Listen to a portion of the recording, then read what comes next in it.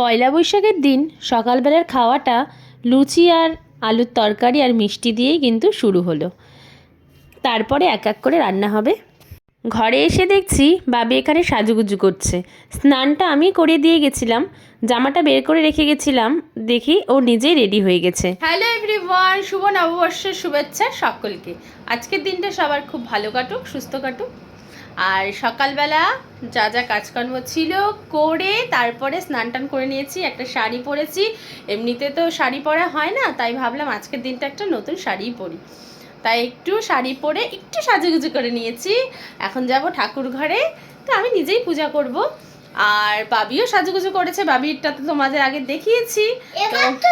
হ্যাঁ, আবারও দেখো সাজুগুজু করে আছে।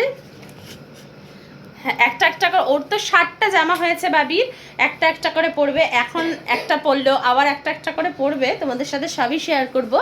তো চলো এখন সোজা যাই ঠাকুর ঘরে। আমি নতুন জামা কাপড় পরিনি, সাথে কিন্তু আমার বিছানাটাকেও আমি পরিয়েছি নতুন জামা।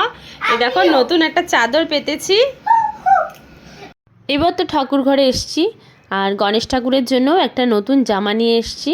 আর বাবি এখানে আমাকে হেল্প করে দিচ্ছিল।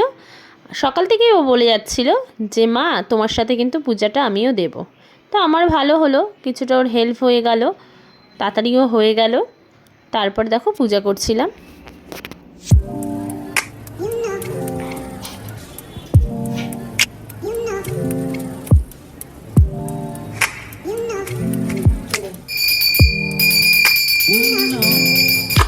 পূজা দিয়ে ঘরে এসেই পোলাও রান্না করছিলাম। দেখো পোলাওটা এসেই বসিয়ে দিয়েছি। আজকে পোলাও, মাটন এইসবই হবে। তো আরও অনেক কিছুই হয়েছে, নেক্সট ভিডিওতে তোমাদের সাথে শেয়ার করব। এখনকার মতো টাটা।